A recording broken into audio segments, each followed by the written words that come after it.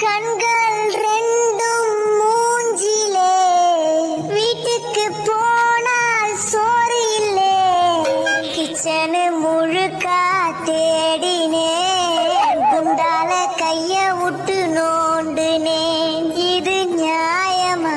வயிறு காயுமா? 2 தோசையாச்சு சுட்டு போடுமா? நல்ல சோறு வீட்ல துண்ணு ரொம்ப நாள் ஆனதே, 4 நாளா பட்னியாயிருந்து வயிறு வெந்து போனதே. கறி குழம்பும் போனது, மீன் குழம்பும் போனது, சாம்பார துண்ணு புட்டு பாடினேன். பிரியாணி போனது, குஸ்காவும் போனது, தண்ணிய குச்சி புட்டு